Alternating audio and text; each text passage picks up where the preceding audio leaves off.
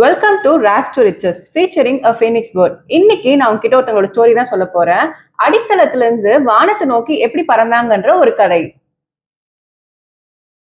Hi, நான் உங்கள் doctor ஜேசி சுவாதி ரவிக்குமார். இந்த இன்ட்ரோவை நான் கொடுக்கும்போது உங்க மனசுல ஒரு ஆண் ஞாபகம் வந்திருந்தாங்கன்னா கங்க்ராச்சுலேஷன்ஸ், நீங்க தான் இந்த வீடியோவோட மெயின் ஆடியன்ஸ். பிகாஸ் இன்னைக்கு நான் பேச போறது ஒரு ஆண்ட்ரப்ரனரை பத்தி கிடையாது, ஒரு பென்ஃப்ளூயன்சரை பத்தி.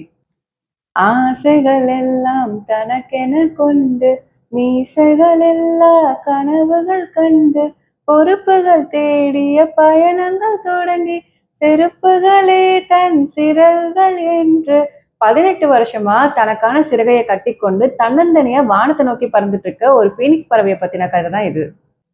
She was, is, and will be my inspiration and role model. And today I take this opportunity and I'm very happy and proud to introduce her to you and show her to the world.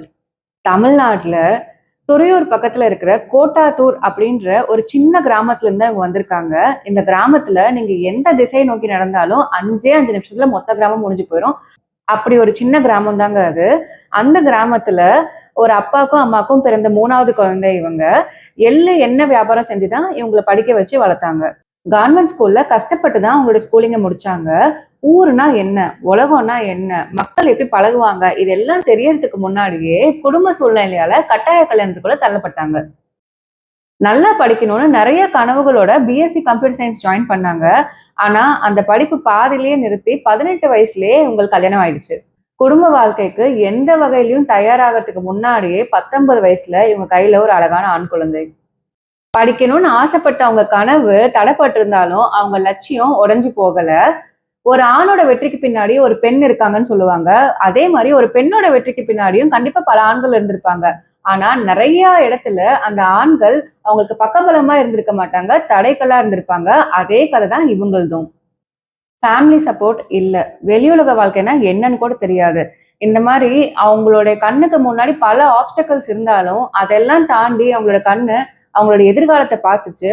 அவங்களுக்கும் அவங்களுடைய பையனுக்கும் ஒரு செக்யூர்டான life அமைச்சுக்கணும் அப்படின்னு சொல்லிட்டு பல எதிர்ப்புகளை தாண்டி அவங்க 1 இல்ல 2 இல்ல 3 டிகிரி ஆஃப்டர் மேரேஜ் முடிச்சிருக்காங்க கரஸ்பாண்டன்ஸ்ல.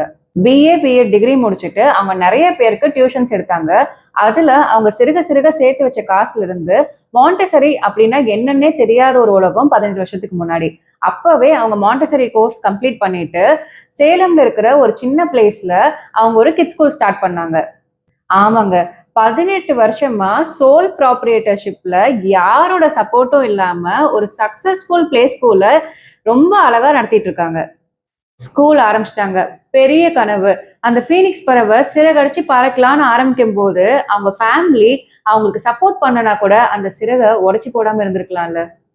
இவங்க ஸ்கூல் ஆரம்பிக்கும் போது ஒரே ஒரு ஸ்டூடெண்ட் மட்டும்தான் அட்மிட் ஆனாங்க. அவங்களோட ஃபேஸை வச்சு அவங்களால ரெண்ட் கூட கட்ட முடியாம தவிச்சப்போ அவங்க ஃபேமிலி மெம்பர்ஸ் யாருமே சப்போர்ட்க்கு வரல.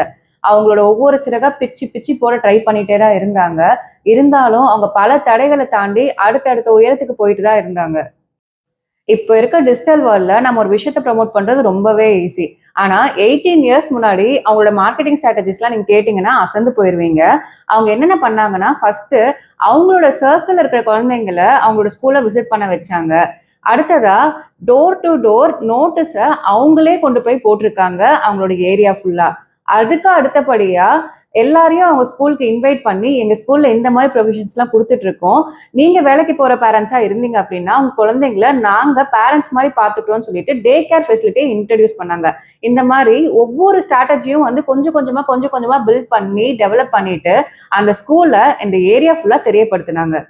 இப்படி பல நல்ல ஃபீச்சர்ஸ் அண்ட் ஸ்ட்ராட்டஜிஸ் யூஸ் பண்ணி அவங்களோட ஸ்கூலோட அட்மிஷன்ஸை 1ல இருந்து 40 வரைக்கும் காம்பவுண்டிங் எஃபெக்ட்ல கொண்டு போய் சேர்த்திருக்காங்க. இது எல்லாம் சீரா போயிட்டு இருந்த ஒரு சுச்சுவேஷன்ல ஃபேமிலி ப்ரெஷர் மட்டும் இல்லாம சொசைட்டல் ப்ரெஷரும் அவங்களுக்கு ஆட் ஆன் ஆக ஆரம்பிச்சது. அவங்க ஸ்கூல் வச்சிருந்த இடத்துல அவங்க அதை காலி பண்ண சொல்லிட்டாங்க. அடுத்ததா அவங்க அடுத்த ஸ்கூலுக்கான இடத்தையும் தேட ஆரம்பிச்சாங்க.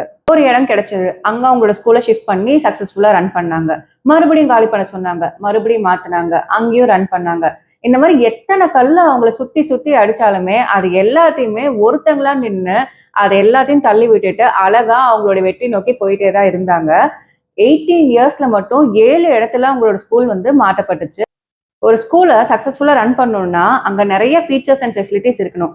ஸ்பெஷலி கிட்ஸ் ஸ்கூலாக இருக்கும்போது அங்கே play area, sand area, snacks room, class room, அவங்களுக்கான ஏம்பியன்ஸ் இருக்கா, ஸ்மார்ட் எக்யூப்மெண்ட்ஸ் இருக்கான்னு சொல்லிட்டு இந்த ஜென்ரேஷன் பேரண்ட்ஸோட எக்ஸ்பெக்டேஷன்ஸ் ரொம்பவே அதிகம். இது எல்லாம் மீட் பண்ணணும் அப்படின்னா நம்ம அப்பப்போ அப்கிரேட் ஆகிட்டே இருக்கணும். இந்த வீடியோட டைட்டில் ரேக்ஸ் டு ரிச்சஸ். இதோட மீனிங் என்னன்னா, அடித்தளத்திலிருந்து ஒரு நல்ல அந்தஸ்துக்கு வந்திருக்காங்க. அந்தஸ்து அப்படிங்கிறது ஒவ்வொரு வாழ்க்கையிலும் வேறுபட்டதா இருக்கும். மில்லியன்ஸ்ல சம்பாதிச்சு லேக்ஸ்ல செலவு பண்றவங்க தான் பணக்காரங்க கிடையாது. தன்னோட குடும்ப சூழ்நிலையும் வாழ்வாதாரத்தையும் அவங்க இருந்ததுல இருந்து அடுத்த இடத்துக்கு கொண்டு போறவங்க தான் ரிச்சஸ்ட். இது எல்லாம் அவங்க பண்ணியிருந்தாலும் here comes the transition, rags to riches.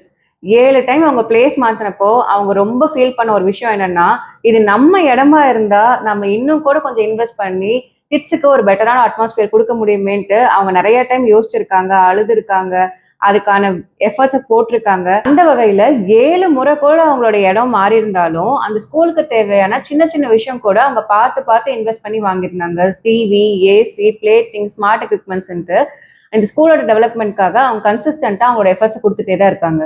But இப்போ எல்லா கஷ்டங்களுக்கும் ஆன்சர் பண்ற மாதிரி அவங்க சொந்த உழைப்புல ஓன் ப்ராப்பர்ட்டி வாங்கி ஓன் ஸ்கூலுக்கான கன்ஸ்ட்ரக்ஷனே ஸ்டார்ட் பண்ணிட்டாங்க. இவ்வளோ நேரம் நான் யாரை பத்தி தான் பேசிட்டு இருக்கேன்னு உங்க எல்லாருக்கும் ஆர்வமா இருக்குல்ல. அவங்க வேற யாரும் இல்ல, எதுவா இருந்தாலும் நீங்க எங்க பாஸை தான் கேட்கணும். இவங்க வேற யாரும் இல்ல, என்னோட மதர் இன் லா அம்மா.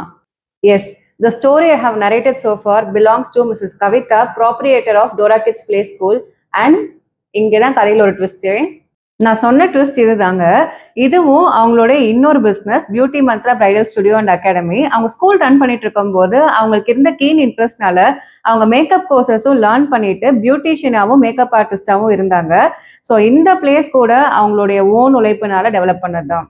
இந்த பிஸ்னஸாவது அவங்களுக்கு ஒரு கேக் வாக்கா இருந்துச்சான்னு கேட்டிங்கன்னா அது எப்படி அவ்வளோ ஈஸியாக விட்டுருவாங்க? இதுலையுமே அவங்க நிறைய ஆப்ஸ்டக்கல்ஸை ஃபேஸ் பண்ணாங்க. லேட் நைட்ஸ் அவங்க முகூர்த்தம் ஆர்டர்ஸ்க்குலாம் போகும்போது அவங்க வீட்டில் அவங்கள போக அலோவ் பண்ணல. பட் இருந்தாலும் இந்த பிஸ்னஸை டெவலப் பண்ணுறதுக்கும் அவங்க நிறைய சில ஸ்ட்ராட்டஜிஸ்லாம் ஃபாலோ பண்ணாங்க. ஃபர்ஸ்ட் சின்னதாக ஒரு மேக்கப் கிளாஸில் ஜாயின் பண்ணாங்க, நிறைய விஷயம் கற்றுக்கிட்டாங்க. அதை அவங்க ப்ராக்டிஸ் பண்ணி பார்க்கறதுக்கு அவங்களோட சொந்த கையை யூஸ் பண்ணி த்ரெட்டிங்லாம் ப்ராக்டிஸ் பண்ணிப்பாங்க. சின்ன சின்ன கிளைண்ட்ஸ் அவங்க வீட்டு பக்கத்தில் இருக்கவங்கள அவங்களே இன்வைட் பண்ணி ஃப்ரீயாக த்ரெட்டிங்லாம் பண்ணி கொடுத்தாங்க. அப்படிதான் அவங்களுக்கு நிறைய கிளைண்ட்ஸ் வர ஆரம்பிச்சாங்க. அடுத்ததா அவங்க சில மண்டபம் ஓனர்ஸ்லாம் டைரக்டா போயிட்டு அப்ரோச் பண்ணிட்டு அவங்களுக்கு சின்ன காம்ப்ளிமெண்ட்ரிஸ்லாம் கொடுத்துட்டு அவங்க கூட நல்ல ஒரு ரேப்போ பில்ட் பண்ணிட்டாங்க. ஸோ தட் அவங்க மண்டபத்துல ஒரு கல்யாணம் புக் ஆகும்போது கண்டிப்பா அந்த இன்ஃபர்மேஷன் இவங்களுக்கு அது வழியா அவங்களுக்கு நிறைய கிளைண்ட்ஸ் சேர ஆரம்பிச்சாங்க. இந்த விஷயம்லாம் இந்த டைம்ல சாதாரணமா இருக்கலாம். பட் ஒரு 10-15 இயர்ஸ்க்கு முன்னாடி இதெல்லாம் ஒரு பயங்கரமான marketing strategy. Because digital media இல்லாத காலத்துல நம்ம பண்ற ஒரு விஷயத்த நிறைய பேர் கொண்டு போய் சேர்க்கறது ரொம்பவே டஃப்பான ஒரு விஷயம் இல்லையா?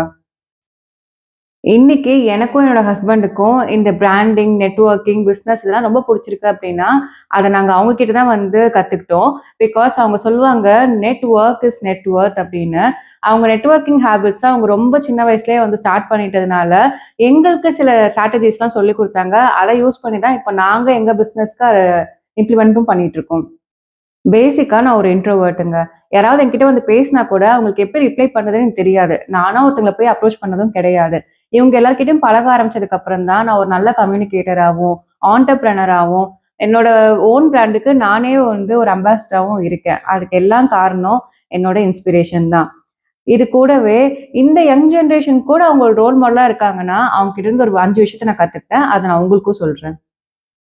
ஒரு விஷயம் நமக்கு வேணும்னா ஆசைப்பட்டா மட்டும் போதாது, அடம் பிடிக்க தெரியணும். அப்படி அடம் பிடிக்கிற பெண்களை அடங்கா பிடாரின்னு சொல்றதுக்கு 1000 பேர் வந்தாலும் அதே 1000 பேர் தான் நீங்க நாளைக்கு சாதிச்சு காட்டும் போது கைத்தட்டவும் செய்வாங்க. தன்னம்பிக்கையை மட்டும் தனிபலமா கொண்டு தனி ஒரு பெண்ணா ஸ்கூல் ஆரம்பிச்ச இவங்க இன்னைக்கு 30க்கும் மேற்பட்ட பெண்களுக்கு வேலை வாய்ப்பு கொடுத்துட்டு இருக்காங்க. வாழ்க்கைங்கிற ஓட்டத்துல கனவு நோக்கி ஓடிட்டு இருக்கும் போது முயலும் ஜெயிக்கலாம், ஆமையும் ஜெயிக்கலாம். ஆனா என்னைக்கும் முயலாமை மட்டும் ஜெயிக்காது. இது சரியா புரிஞ்சிட்ட இவங்க முயற்சியை ரொம்பவே விரும்பி ஓடுவாங்க. முயற்சி தான் it's secret of her energy. தங்கம்மன் ஊரு உன்ன மேல தூக்கி வைக்கும், திண்டுக்கல் போட்டு 2 மாட்டி பூட்டி வைக்கும், விட்டு வாடி ராசாத்தி. அப்படி விட்டுட்டு வந்த ராசாத்தி அவங்க வாழ்க்கை வழியா நம்ம எல்லாருக்கும் ஒரு விஷயத்த சொல்ல நினைக்கிறாங்க. பொண்ணுன்னா வீட்டோட இருக்கணும், வீட்டுல இருக்கவங்களை கவனிச்சுக்கணும். இதுதான் அவங்களுக்கு அழகுன்னு சொல்லிட்டு இருக்க பல பேரோட மத்தியில தனக்குன்னு ஒரு அடையாளத்தை தேடி கொடுப்பதும் ஒரு பெரிய சாதனைன்ட்டு இவங்க நமக்கு சொல்லி காட்டியிருக்காங்க. Opportunities excuse me may come in அப்படின்னு கேட்டுலாம் வராதுங்க. நம்ம தான் அதை தேடி போகணும். அப்படி தேடி போய் கிடைக்கலன்னா அந்த ஆப்பர்ச்சுனிட்டியை உருவாக்கணும். அப்படி அவங்க தேடி தேடி உருவாக்குன 2 விஷயம் தான் Dora kids play school and beauty Mantra bridal studio. She still hasn't stopped chasing her dreams. That's why she was, is and will be my inspiring role model forever, because for her success is not a destiny, it's a journey. இவங்களோட story உங்களுக்கு இன்ஸ்பைரிங்காக இருந்தால் அதை கமெண்ட்டில் சொல்லுங்கள். Thank you for வாட்சிங்.